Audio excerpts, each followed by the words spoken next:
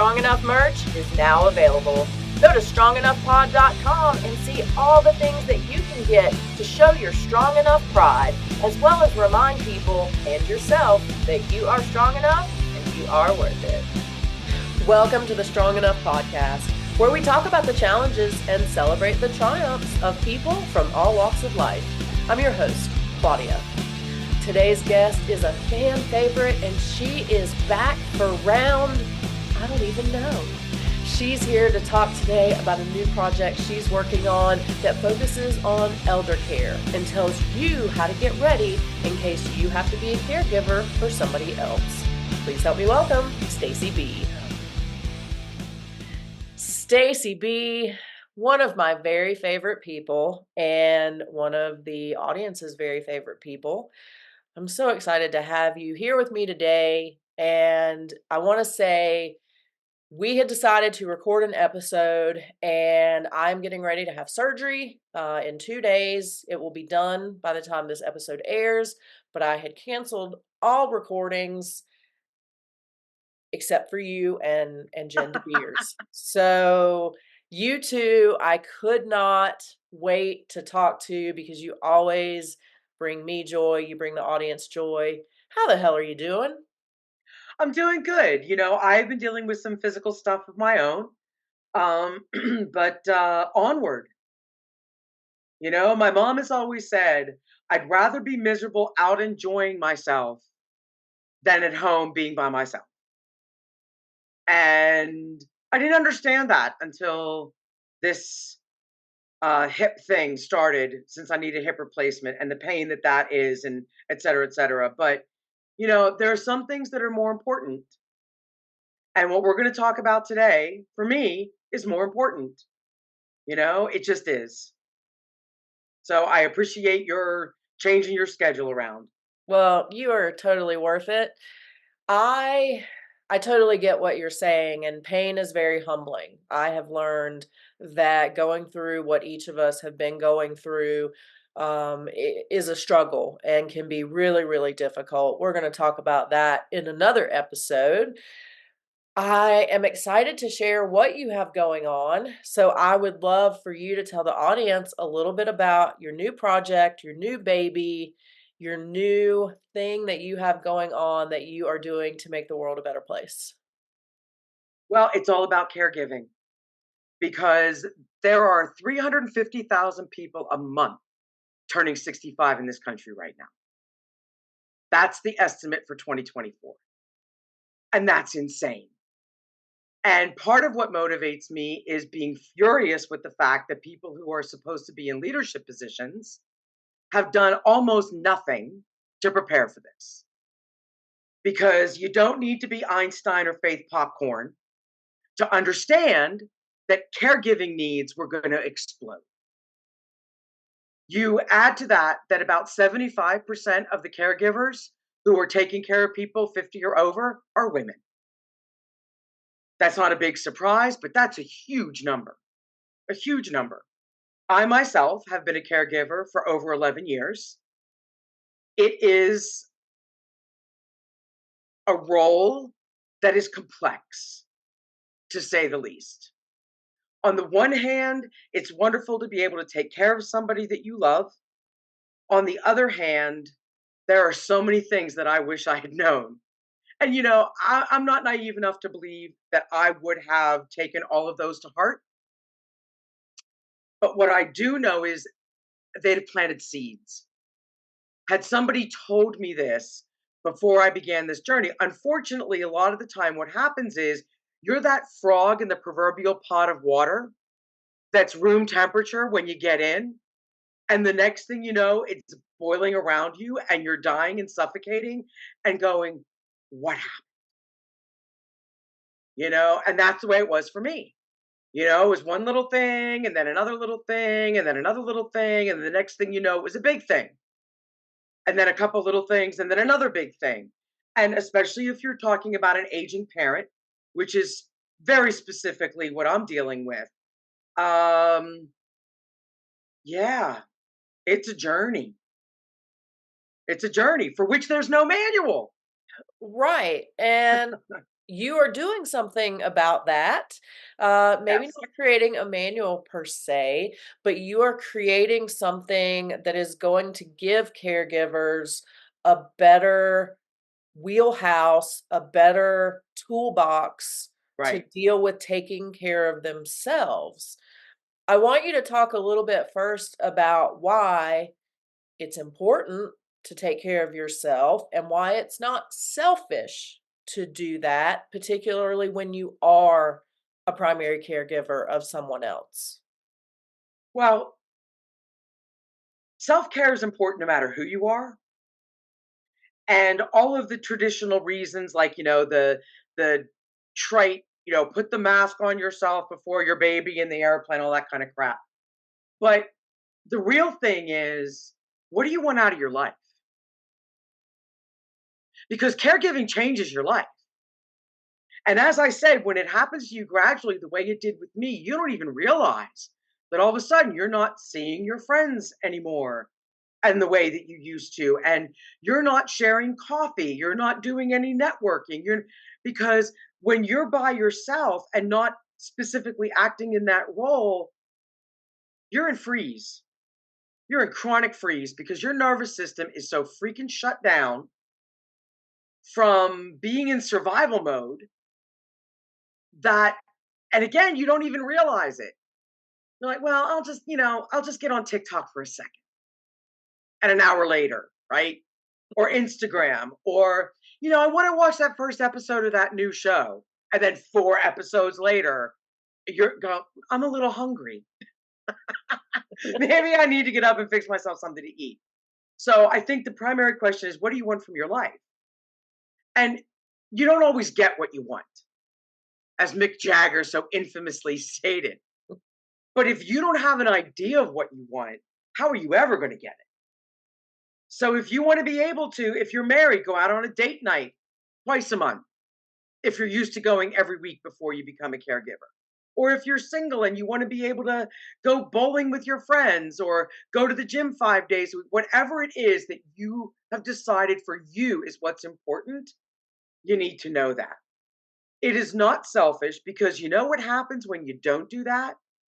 You become a bitch. Especially when you're in situations that are going to trigger perhaps some unresolved trauma, especially if you're caring for an aging parent, or a situation where you're dealing with trying to collaborate with siblings. Because, my brothers aren't involved for the most part. And that's a double edged sword. I get to make all the decisions. I get to make all the decisions. So it is, it's not, the grass isn't always greener based on where you're standing. But it's not selfish, because you are worthy of having a life that looks something like the one you decided you want. You're worthy of that. And it's never going to be that as a caregiver, but you can have pieces of that. And pieces in this scenario are better than nothing. How do you deal with resentment, and maybe not you specifically, or maybe with those siblings, or in a different situation, other people who are in the same boat as you but who aren't participating in the giving of care, thus leaving you alone to do it yourself? How do you deal with that, and how do you not let the resentment take over? People are not going to like my answer on this. Well, I I'm can tell going you to, that right now. because you tell the truth. You tell it like I'm it going to, is. well, you know me, I Yeah. am going to tell the truth. So let's have The it. truth is that you made this choice.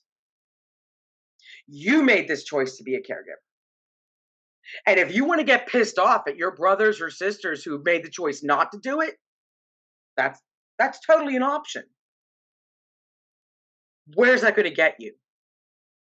Where's it going to get you? And I am speaking strictly from my experience on this, because the resentment I have felt when I have been on my gas tanks on E, I am on fumes, and I got to be tech support. Okay. Or there's a doctor's appointment that can't be rescheduled. Or I get a call that she's in the emergency room for some reason, because that shit happens. Mhm. It's going to happen, you know? And I do feel resentful. And the first thing I do is get it out. I stomp, I scream, I curse because, I'm a sailor in that regard. We both know that. I do whatever I need to do to get it off of my chest. And my process has been that staying in that resentment takes more energy from me than being a caregiver. You don't realize what it takes to stay in anger and resentment and frustration and irritation and everything else. It takes energy to do that, And when you're a caregiver, I can't speak for everybody, but my bandwidth is something I'm paying attention to all the time. Where do I want it to go? My brothers aren't going to change. This is who they are. I can be angry about that. To what end? To what end? So then you start looking for resources outside of your family. Once you realize I've made this choice, this is not something I am being forced to do. And if it is, then you need to stop. Period. And say, I can't do this anymore. And then maybe other people will step up. Maybe they won't. You saying I'm done is no guarantee that anybody else is going to take on a different role. So be clear about that. You know, only we know individually what we can handle and what we can't. But there are resources out there. If you are a caregiver, and wasn't one of your questions, and I wasn't planning on talking about this, but it's important. One of the things that kept running over and over in my head, quite frankly, is the guilt that my brothers are going to experience when my mother dies. Mhm. And we both know that death causes people to do dumb shit, Mhm. right? It makes people's attitudes about money completely out of bounds. Guilt can make you do all kinds of things that have nothing to do with who you really are when you're alive. And so I decided that my line, you got to draw your line in the sand. If you're doing it on your own and your siblings aren't involved, you got to draw your line in the sand. My line was, I'm not going to court to fight to pull the plug, which is what my mother's wish is. She doesn't want to be resuscitated if she's going to have a life that is not going to be worth living, according to her definition. And a very good friend of mine and I talked, his mother had had cancer, and he shared with me how he approached his mother as her power of attorney, which I am for mine, and as her caregiver. And he said, "How do you think? What do you think of the job I've been doing in taking care of you?" And she said, "My God, you moved me into your house. You've been with me through all of my chemo and et cetera, et cetera." And he said, "If I'm going to continue to take care of you in a way that you feel good about, I need you to do a will and an advanced directives for healthcare." Locked, and I'm not talking legal.com, okay? I'm talking find the freaking money and go to an elder care attorney and get it done so that if something happens, you are protected. That's the biggest piece of self care advice I could give anybody in this role. Lock it down. I am so glad that you said that because my family has experienced that somewhat recently where there wasn't a will done. And it has been a shit show. And not even a shit show because there are people trying to get the money. So that's a whole other level that people need to think about. Because, like you said, people get greedy, people get a lot of Out of things bounds. funny. It's out of bounds how people act in that situation. It's insane. So that wasn't even part of it. It was just dealing with annuities and Right. insurance and all those things that people think, "Oh, well, they did that, so I'm taken care of." No, no, no, no, because a year later, we are still dealing with some of that shit. So I love Lock it down. Yes, and I love also that you said go to an elder care attorney or paralegal, somebody in the legal field that knows what they're doing and not just like, "Oh, I'm gonna do your Right. $249 will." And I'm not saying you gotta spend thousands of dollars either, but get it done and get it done right because that's the And you last know what? thing you wanna If you deal with. can't get it done right now, get something in place. Right, at Do least something. do If the all you can do freebill.com right. If in the all meantime. you can do is download a template, do that. Then there are elder care attorneys who will Mm, do it for 300 bucks. mhm, And then there are others who will take it to the next level. Because I was living in Tampa when the whole Terry Schiavo thing happened. Do you remember that? mhm, mhm. Okay. Her husband and her parents Right. and Tampa at that time had an all news station, 24-hour news. And it was owned by the cable company. So when you turned your TV on, it was like New York One is in Manhattan. That's Mhm, what it defaulted to. You couldn't turn your TV on without Terry Schiavo coming up. And that taught me I will never put anybody that I love through that. right. As Right. far as I'm concerned, doing a will ought to be the first thing you do before you enter college. Because once you're Mhm, 18, all bets are off. If you don't have a will and advance directives for healthcare, and you get in a car accident or you get drunk and dive into a half empty pool and you're in the hospital, you have zero say so. right. Zero say so. And this is like wisdom coming from my stage of life. Mhm. And when I was 18, I've been like, oh, whatever, Gonna live forever. right. I'm going to live for you. Think you're Superman till the first time you are in the hospital, right? Mhm, Basically. Um, but it's just, I can't even begin to express the importance. I can't. And to use that method of how do you feel about how I've been taking care about you? Is there anything I mhm. can do better? Because if you approach it like that and you get the person you're caregiving for to admit, I am so grateful. You have done such a wonderful job taking care of me. Well, if you want me to continue, this is what we need to do. And I wouldn't have that conversation till you have your ducks in a row Mhm.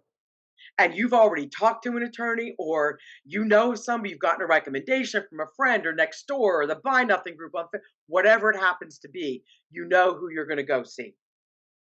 Um, and this is something else. I wasn't planning on talking about this, but something that occurs to me all the time because of something a friend said to me after her mother died is that's going to be me someday if I'm lucky. I'm going to be in that position. And it's going to be scary because all this stuff brought up from my mom, I would assume, and I'm not going to assume because we have talked about it, but it brings up all the fears. It Right. brings up your mortality. It brings up what is after this. Mhm. Nobody really knows. You can go to a medium. You can be a devout Christian. You can be a Jew who believes there's nothing after this. This is it. Make the most of it. But nobody really knows for sure. And those are scary things to think about, Mhm. especially if you've got health conditions making your aging situation even more complex, the way Right. my mom did and has, you know? So it's always something that I keep in the back of my mind. And it might get blocked by the wall of white noise sometimes, right? Because we all get that in ourselves. But I created an intention about it to remember that this getting older is scary. The Mhm. thought of being sequestered in some type of assisted living facility, like I don't know how you feel about this, but I feel like I have the right to make a decision when I'm calling it, Mhm. Agreed. you know?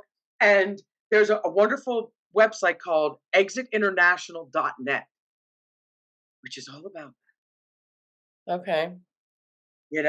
because I have a right to say, this is not living anymore, Mhm. and I think, not everybody has the kind of relationship with their parent that I do. My mom and I can have these conversations. Not everybody's going to be able to. Mhm. And I understand that. You have to assess your own situation. And I joked for years that I was always like tapping my foot, going, is the ice going to hold my ass? Should I say this? Should I not say this? And you're going to be right sometimes, you're going to be wrong sometimes. It's just the reality of it. But these are questions you need to be thinking of if you are caring for a parent aging in place. And I just want to say or reiterate, as you mentioned earlier, even if you are not taking care of a parent, get your will done, get your stuff done, even if it's only on freewill.com. Yep. And that's all you can do. And don't think, I don't have anything because you got the clothes on your back. I mean, you have stuff and And it's your intellectual property. If right. you're an artist of any kind, Mhm. or a writer or a musician or anything in the creative arts, that's your intellectual property. Who's going to be managing that after you die? Right. And maybe nobody will want to buy your stuff after you die. Who knows? But But then maybe you're Pollock. mhm. Mhm. You know, you just don't know. And I think it's better. It's the Girl Scout. Better to need it, and better to what is it? Better to have it, not need it, Yes, the need it and than not need it, have it. not have Yep. it. You got That's it. that is very applicable in this situation, in my opinion. Get it done. To circle back to that, you can be angry with them and everything else, but again, you've made the choice to do this. Right. And if and owning that is painful, my friend.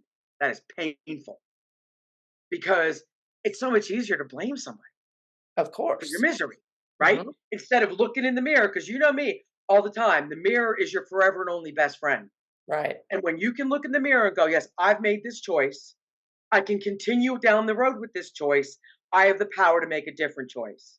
If I'm going to continue with this choice and it is clear I'm not going to get support from my family members, tell me, universe, God, Jesus, what else is out there? Because every county has an area agency on aging. Now, some of it's complete BS, but get on Facebook. There are resources out the wazoo for that kind of stuff to be able to find out. My mom started with this program probably 6 or 7 years ago. You had to hire the person. It was a subsidized program. My mother paid like $50 a month or something. She had 6 hours a week to have somebody come in. They got paid $10 an hour. Well, nowadays, like, good luck with that. But anyway, and then when those people, ended their run for whatever reasons, I took over. Well, my mom got a new caseworker who realized, looking through her file, I was her POA and fired me that day. Never, and then like that was, it was only a couple $100 a month, but that's a few bills, you Mhm. know. Never even called me to say anything to me. And you're going to deal with that, because nonprofits are just corporations with no money. You need to remember that. Mhm. Okay. When you're in a corporation, the politics isn't as bad because people have money to drink Mhm. and take vacations. When you're in a nonprofit, it's not like that. So that's really important to remember. I recently just found out about a program that's respite for me, where Mhm. I can hire somebody and it's 100% reimbursed. So there are things out there besides going to caregiver.com and finding somebody you have to pay $25 an hour to because caregiver.com's taking their chunk, you Right. know?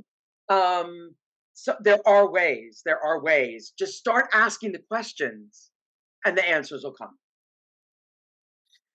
I wanna go back to the guilt that you were talking about a little bit earlier, because I was actually going to talk about that too before you mentioned it, that most likely the people that don't participate in the caregiving or decision making are going to experience significant guilt. Now, they may be sociopaths, and so they may not experience that, but generally speaking, they will. And even the caregiver may experience some guilt for decisions made and things like that. What are your recommendations or thoughts on, as the caregiver, how to deal with those other family members that aren't sociopaths, that feel guilty, and then how to deal with your own guilt over decisions you make and things that you decide because it's all on you? Well, the answer to the first question is very easy. I'm not going to deal with their guilt. go get a fucking therapist. That's going to be my answer. No lie. I am not dealing with it. And as macabre as it sounds, this pops into my head every once in a while, Claudia. What's the funeral going to be like? Because my one brother is estranged.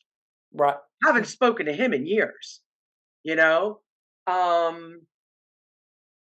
run it through in my head. What am I going to do if he shows up to the funeral home? Mm-hmm. Police! You know, because I've been doing this for over a decade with him living less than 40 minutes away from me. Wow. Okay. So, yeah. I mean, I'm a human being with an ego. Do I get angry sometimes? Absolutely. Do I also understand why he's made his choices? I do. So my job is to be someplace in the middle of that as Stacy to handle this. But as far as dealing with whatever guilt he may or may not experience, or my other brother may or may not experience, that's a you problem, babe. That's a you problem. And Mm-hmm. if you have the will lockdown, and if you have the advanced directives for healthcare lockdown, you can say that and Right. mean it. As far as dealing with your own guilt, that is just going to happen. That's just going to happen. There is no manual here. There is no guidebook because every situation is different. Every childhood experience is different. I mean, I've heard it so many times before that you may be related to your siblings, but you all have completely different memories and perceptions of childhood. Mm-hmm. You know, and that's the truth. You know, my brother's perception of their childhood is completely different from mine, and the truth is, none of them are the whole truth. Right. And because I've been with my mom the way I have been, I know things now that they don't know that have contributed to their perception, and they've chosen not to know. So again, get a therapist because Mm-hmm. that's a you problem. And I know to some people that may sound really harsh, but it's not. It's not. It's survival.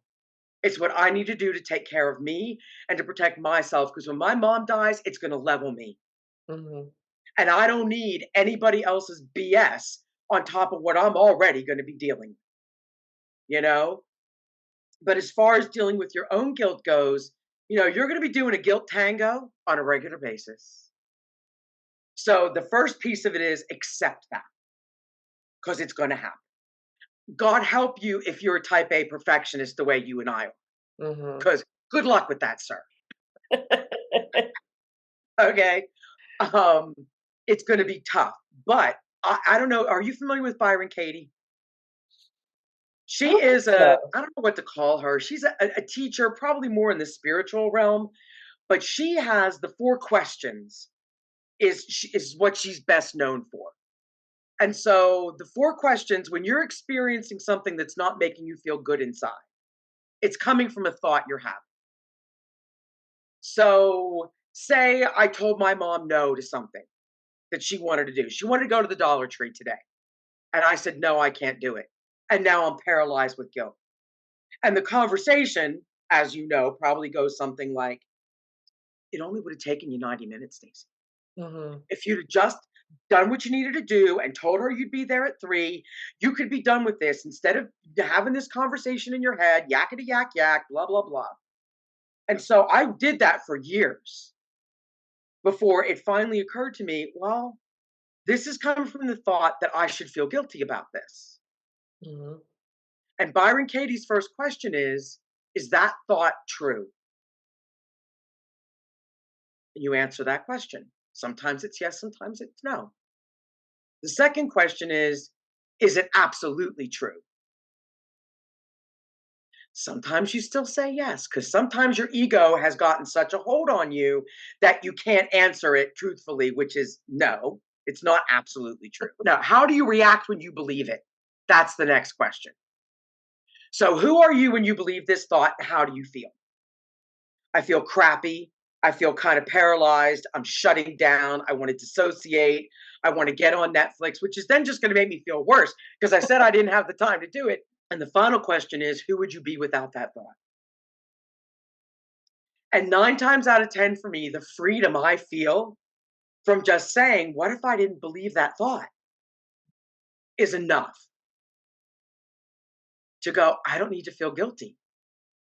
And by freeing myself up from that guilt, I now can utilize one of my favorite things in the world, which is Carl Jung's third option theory. Mhm.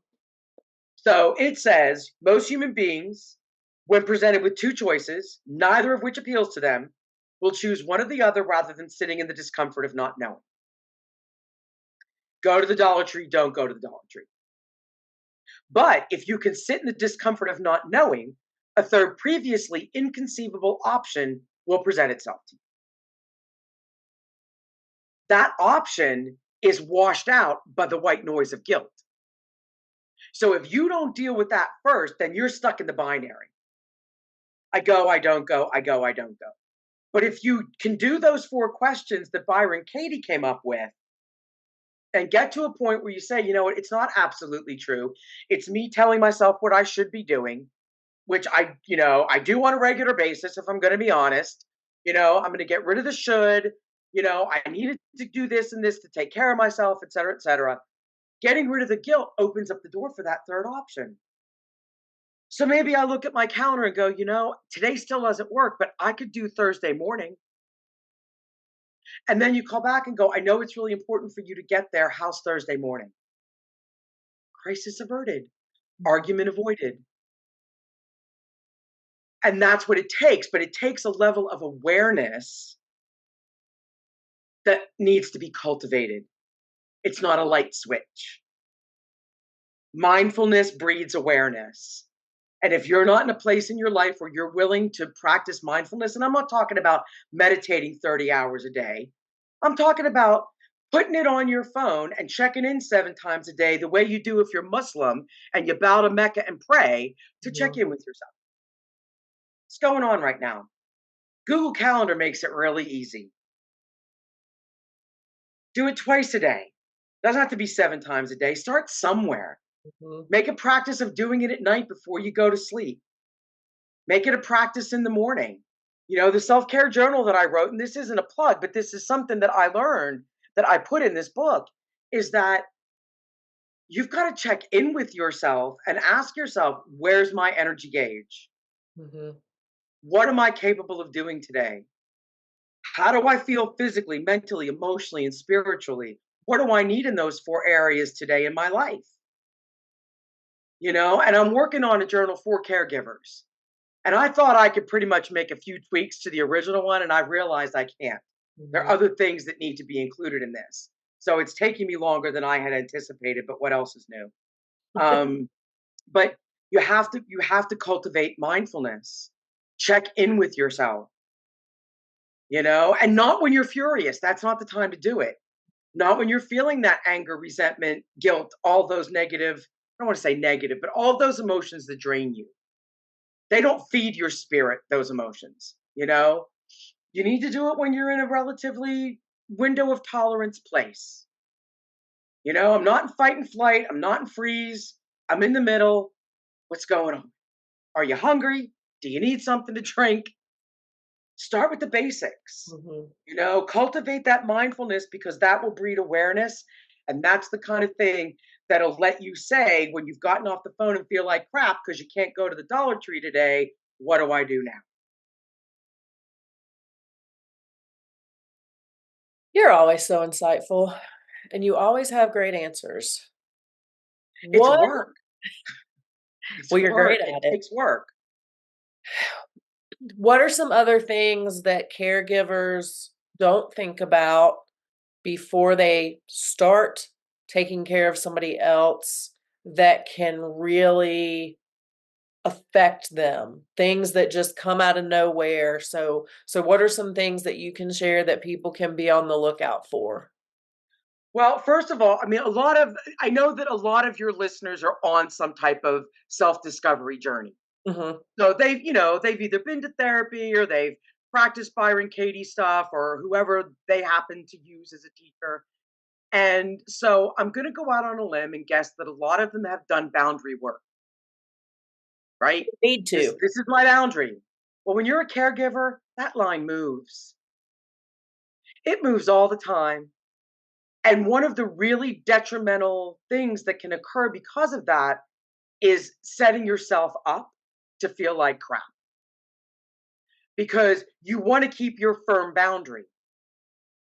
Sometimes, like I said, when you're a caregiver, that's just not possible. Sometimes an emergency room visit pops up, or sometimes there's a crisis, and not being able to put the batteries in the TV remote does not count. Okay. But a genuine crisis, sometimes the person you're working with is just going to be scared.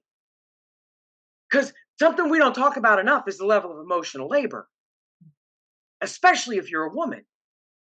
You know, it's hand holding, it's understanding that someone's frightened because they've just been told they have this diagnosis, or they've just been told they've got to have this test done, or whatever the case may be, or they're beginning to realize that they probably shouldn't be driving anymore. All of that is going to create fear in the person for whom you're caring. And sometimes you need to be flexible on your boundaries. And one of the biggest lessons I learned, because I would say, that's it, I'm taking Thursday to myself, period.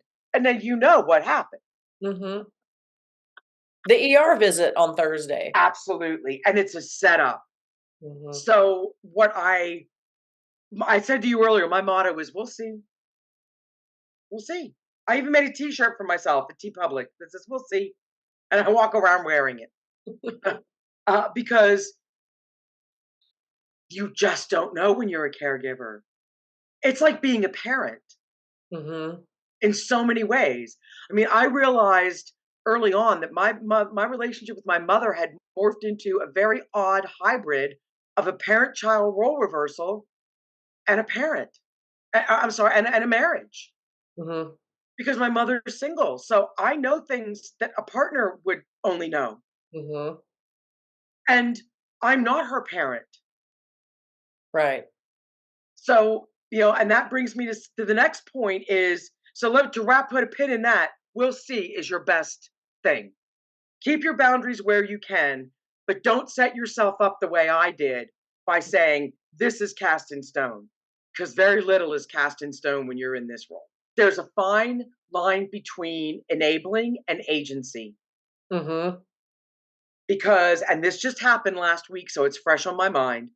My mom and I were at a doctor's appointment, and a lot of the times when I've done stuff that has taken my mother's agency without realizing I'm taking her agency is because I'm scared, because I'm afraid of what the outcome is going to be. Mhm. And I did this at this doctor's appointment. The doctor's asking her questions and I'm answering until finally she snapped at me.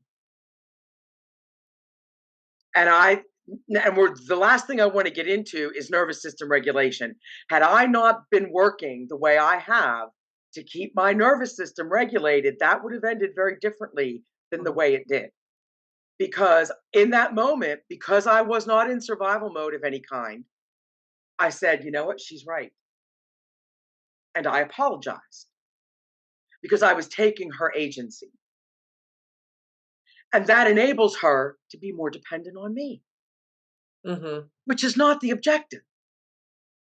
The objective is for my mother to be able to do whatever she's capable of doing for as long as she's capable of doing it. It's not for me to come in and be the fixer.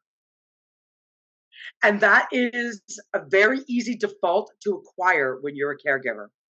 Because as it is when you're a parent, sometimes it's just easier for you to do it yourself. Mhm. But that's not the job of a caregiver. The job of a caregiver, and you know what? Here's the thing, you're not going to be perfect. Please hear me on that. You are not going to be perfect. You're going to default. You're going to make choices that you wish were different. It's going to happen. It just is. That's where it's very similar to parenting. But as often as you can, help me understand why blah, blah, blah. What do you need right now? How can I support you with this? And then you're really being a caregiver and offering support instead of just helping, because helping comes from your mind that says this is what needs to be done to help. And it immediately X's out the other person. So I think that's very, very important. bearing witness is a beast, man. It just is. Watching somebody age and not be able to do the things, enjoy the things, have the friends around them that they once did for various reasons is hard to watch.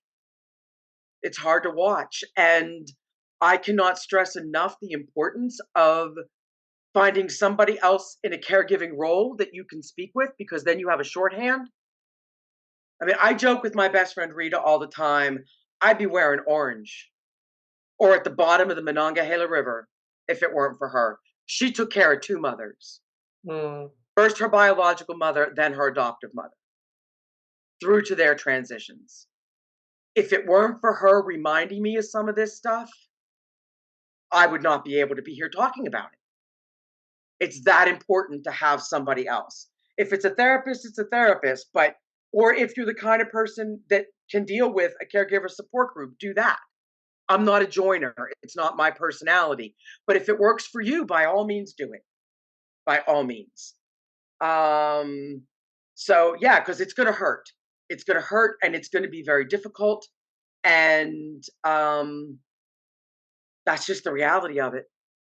And we don't talk in our society about sadness Mhm. and about the death process. That's why the death doula business is expanding at the level that it is.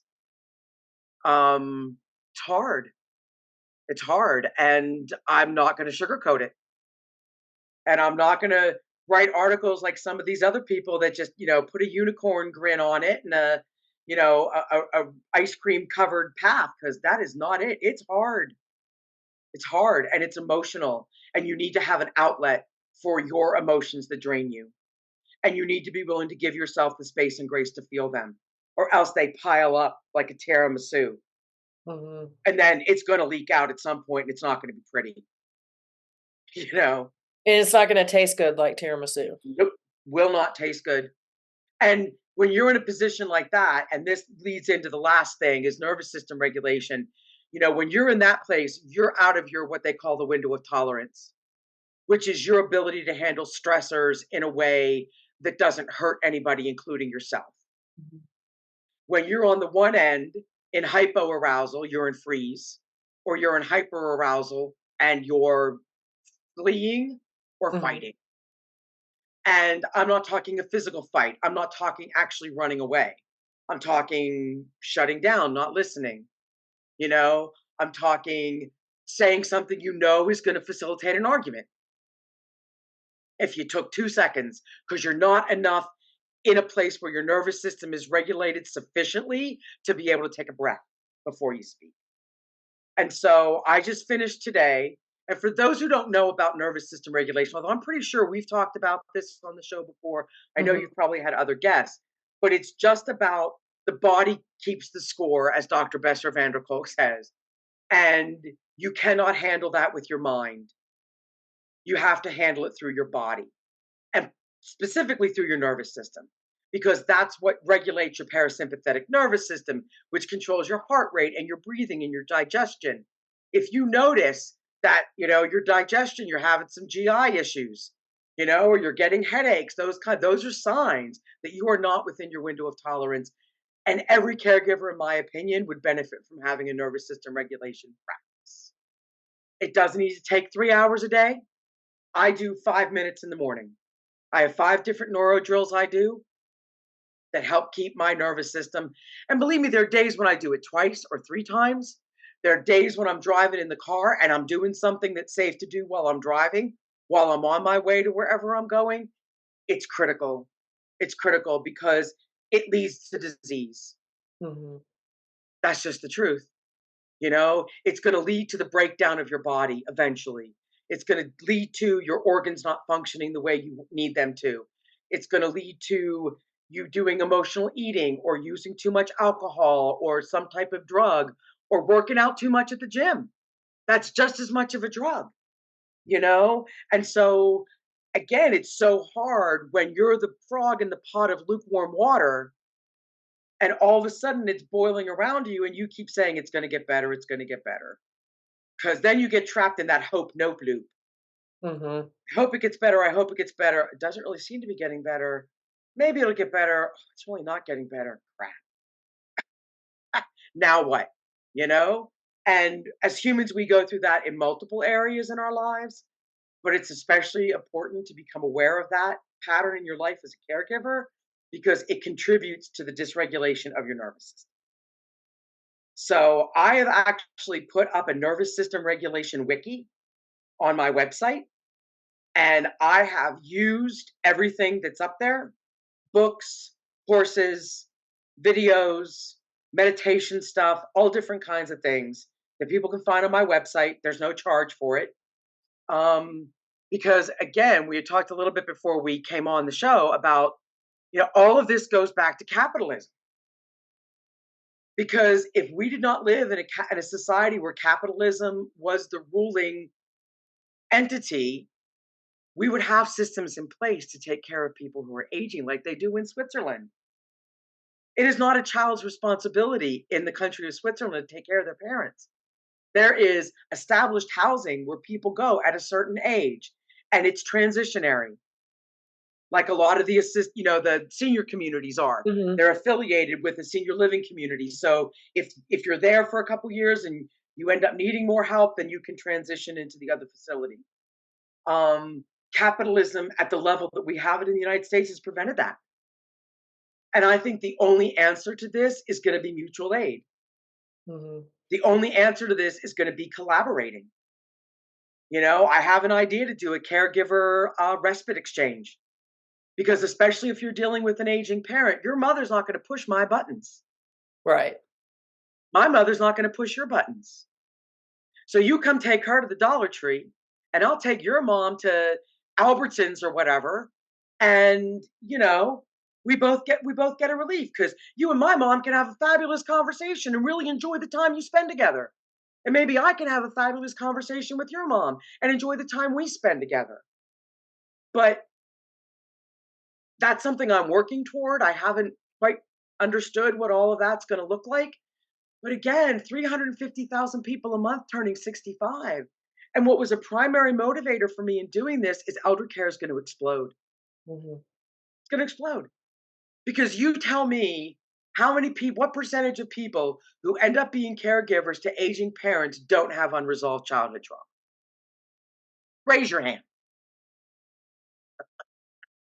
And where do you think that's going to come out? Hmm. When you get the call because they can't get the batteries in the TV remote. And you're going to pop a cork over that. Hmm. So, I mean, if you're Gen X, you're in it or you're fitting to be in it. It's coming in all likelihood. And even because I'm technically on the cusp between boomers and Gen Xers, but Gen Xers are that's just the generation that got screwed 6 ways from Sunday, man. It just is. In so many ways. But it's important. It's important to start thinking about it, Plan ahead. which none of us want to do. Right. And I get that, but if you're listening or have listened to this podcast, hopefully there have been some seeds planted. I mean, I know I've said on your show before, I had a friend who once said to me, I'm going to give you a peanut butter and jelly sandwich. You may not be hungry right now, but when you are, it will be there. And that's what this is. This may not be applicable to your life right now. It might not be something you're dealing with or that you think it, but all it takes is one fall Hmm. Hmm. and a broken hip, Yep. and life changes forever. Well, we're going to talk about something less Debbie Downer for a minute.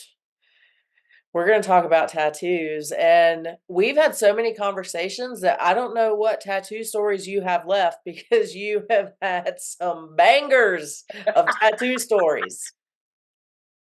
Amazing. And so if you guys have not heard Staci B yet, you got to go back and listen to her episodes because she nails it. What do you got for us today? I wish I could live up to that. Um, I have known for some time that I want to get another one, Okay. and it hasn't been shown to me yet what that is. And every time I see a tattoo video on TikTok or Instagram or something, or it comes, across my field of vision for some reason, like, yeah, I want to do that. I want to do that. But I don't know what. And none of my tattoos were because I forced them. Mm-hmm. They were all because this is meaningful to me. And I don't know yet. I don't know. I don't have any color. And I'm a black and white tattoo person. I prefer that. Maybe because I feel a little wimpy about getting color. I'll cop to that. That could be part of it. Um, but I feel like there's something brewing, and it's been brewing since the last time we talked, and Like it. it just isn't time yet. It just isn't time yet. And so one of the things that, and I will warn you, if you want to be patient and you tell the universe you want to be patient, you need to understand what's going to happen. Because what's going to happen is that the universe is going to bring you so many opportunities for you to be more patient. Isn't that the That is what's going best? to happen. It's the best. So, and I learned that when I created an intention to be patient years ago. And so now I'm just like, yeah, it'll show itself when it's time. Do we know where we're gonna put it? Or is that No, too because right now I'm even, I get it. So right? And I don't know, I don't really want it on the back of my neck because that just, is not something I want to do. I don't want to put it at my collarbone. I don't know. I don't know. Maybe it'll be my belly, okay. I you know? I will tell you, because I also previously subscribed to the even Steven methodology of tattoos. So it had to be this side, this side, this side, this side. I said fuck it a few years ago. And you know what? Nothing bad has happened. Nothing I mean, some terrible things have happened, but I don't think anything related to my uneven tattoos has happened. So I'm, Well, I'm you saying, saying that just made me realize because the right side of my body has always been the one that gets the physical issues. It's my right hip. When I get eczema, it's on the right side of my body.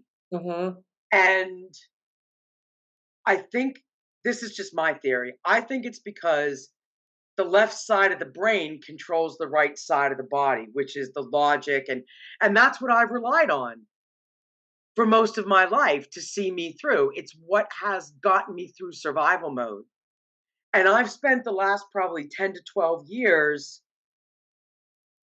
working my way out of that.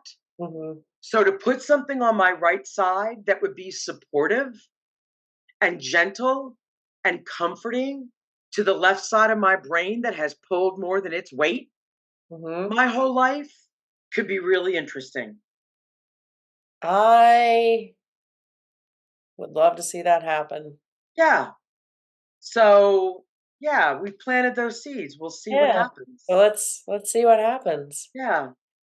Well, Stacy, where can people find you? You have given some amazing resources. You've talked about a bunch of stuff that's on your website. So if people want to check that out, go to your website. If they want to follow you on the socials, or if they want to be notified when the decision is made as to the next tattoo, where can people find you? Well, my website is stacib.com. It's STACI and then the letter B.com, which I may have shared this story with you before, but once belonged to a porn star. Mm-hmm. Mm-hmm. So this is back before where GoDaddy was auctioning off URLs. So I feel very fortunate to have that website. Everything is on there. The wiki I was speaking of is on there. The self care journal, there are links to both the one that's already available and a way to get on a list to be notified when the caregiving one comes out. And I am, hey, it's me, Staci B, without any apostrophe or anything on everything. I'm probably the most active on Instagram versus TikTok. Love it. The algorithms there are, but then you're dancing with Zuckerberg, so it's all a crapshoot. It's You yeah. I am choosing not to build my cardboard built of playing cards house on a sand beach. Right.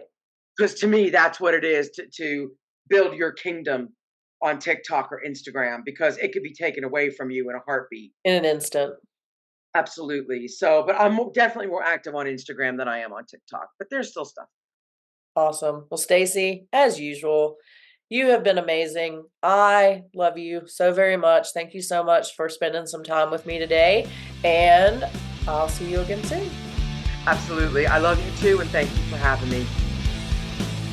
If you enjoyed today's episode, don't forget to subscribe and follow us on social media so you'll never miss what's going on.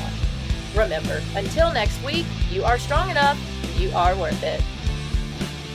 Thank you for listening to the Strong Enough podcast. You can find us on your favorite podcast platform by searching Strong Enough. And on YouTube, we're on the Spear Talk channel. Don't forget to follow us on Instagram and Facebook at Strong Enough Pod. If you have suggestions for an upcoming episode or a future guest, please reach out at strongenoughpod@gmail.com. Remember, you are worth it.